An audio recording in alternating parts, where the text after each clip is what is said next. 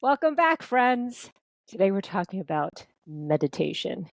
I know you're probably thinking, I can't sit still, but me neither. But I wanted to share how meditation still helped my sleep and in other situations of my life, and why I highly suggest it. Let me start with full transparency. I am not a regular meditator. I go in streaks. Sometimes it will be doing 5 minutes every morning for 4 months straight. But if I go on a vacation or something disrupts my routine, it throws me off. I'm used to get up, make my pour over coffee, drink a little bit, set my watch for 5 minute meditation. And I'm about 60 to 70% consistent in that. So I wouldn't say I'm a full time meditator. But even with the inconsistency, when I do meditate, just 5 minutes, I've observed the effects in other aspects of my life. And that's what I wanted to share with you today and to encourage you to give it a try. Now, meditation is something we all theoretically know is good for us. It sounds peaceful. It sounds grounding, like something someone else would do. But let's be honest, it is not a quick fix. We understand that. It's not like you meditate for 2 days and all of a sudden you're going to feel like a Buddha. So it's not like after a week you're suddenly calm and gliding through every one of life's challenges. That being said, what I wanted to share is how it's helped me. Yes, even with just a 5 minute practice that I do 60 to 70% of the time, it's helped me. And I want to start with a big one, which is sleep. Like many other perimenopausal women, I had major sleep issues. During that time in perimenopause, I either couldn't fall asleep or I'd wake up at 3, 4, or 5 in the morning. And then at that hour of the night, if you've been through insomnia, you start spiraling into doom thinking. Now, during cognitive behavioral therapy for insomnia, which I underwent through to help my sleep problems, my therapist pointed me to yoga nidra. It is not yoga. I don't know why it has that name, yoga nidra. What it stands for is it's a form of non sleep deep relaxation. It's essentially this: you're lying down, arms fully extended, legs extended in a shavasana position. Your eyes are closed and you're relaxing while staying awake. It became one of the tools that helped me reclaim rest, even if I wasn't actually falling back asleep. And the anxiety of, oh my God, I'm not sleeping, I'm going to feel terrible tomorrow, that in itself is what creates the exhaustion the next day. So now, even when I wake up, and I still occasionally do wake up at 4 or 5 in the morning, I use a meditation technique like a body scan, which is what you use in Yoga Nidra. And it either gets me back to sleep or helps me rest deeply, which still matters. By the way, this kind of mindful rest has actual science behind it. A 2015 randomized clinical trial published in the JAMA Internal Medicine found that mindfulness meditation significantly improved sleep quality in older adults who had moderate sleep disturbances, more so than just focusing on sleep hygiene. So, yes, even short practices can help. So, here's what I do. I wanted to share the actual tools. In Yoga Nidra and in my own practice, I start with a body scan. And that just means bringing awareness to different parts of your body one at a time. You're not trying to relax that area, you're just simply noticing it, bringing your mind there.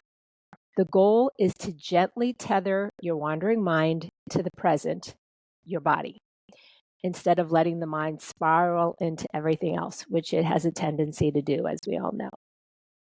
So if you're somewhere calm and listening to this, try it with me right now. Close your eyes, unless you're driving, of course, and follow along. Visualize every part of the body that I label. Top of the head, between the eyebrows, pit of the throat, center of your chest.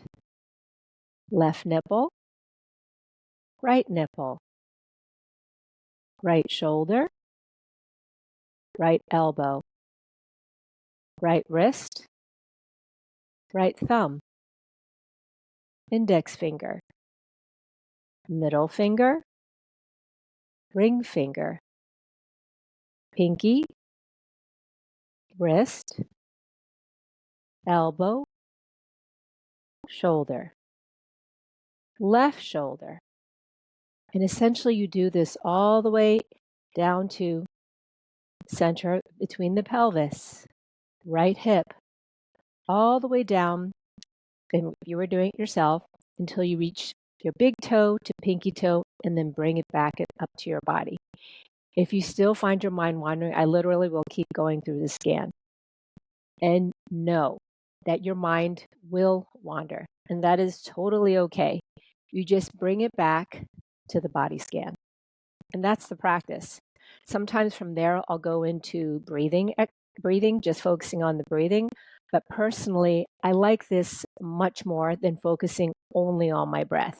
It still lets my mind gently roam while keeping me anchored.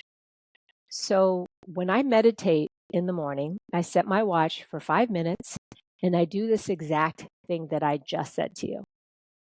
Thoughts come in, my to-do list, what I forgot to do yesterday, what I want to make sure I do today.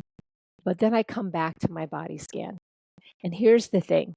The benefits show up in real life situations.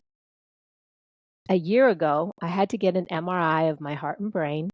And if you've never had one, you're basically inside a noisy, tight tube, your entire body, for 30 minutes. And you're not supposed to move. The tech even asked me, "Are you claustrophobic?" And I remember thinking, I might be now that you mention it. But in that moment, I used the body scan to bring my mind away from the panic of being inside a tube for 30 minutes where I wasn't allowed to move. And honestly, I surprised myself. I handled it. And that's when my mind went back to, oh my gosh, this meditation stuff really works. Also, this blows my mind. Meditation can actually lower your resting heart rate and help your heart regulate itself better. A meta-analysis in Psychosomatic Medicine, 2012, found that mindfulness-based stress reduction significantly reduced resting heart rate and blood pressure. So it's not just feel-good woo-woo magic, but actual physiological impact. So whether it's for better sleep, calming your nervous system, or just being able to stay present in stressful moments like a 30-minute medical scan, I really urge you to give 30 seconds. I actually worked my way from 30 seconds eventually to 7 minutes. It all adds up. And just a side note to keep in mind, at the end of September, I will be running my Introduction to Plyometrics workshop for women. But this time, instead of in person, it will be live on Zoom so that anyone else can make it that's not in the New York City area. So stay tuned for that. And have a great week. Don't forget to drop me a review of the podcast if you haven't, because everyone counts. Thank you for listening, and do drop me a note to tell me if you end up giving meditation a try. I'm Coach Tina. For more information about how to work with me, head to ironstrongfitness.com and send me a message. I'll see you next time.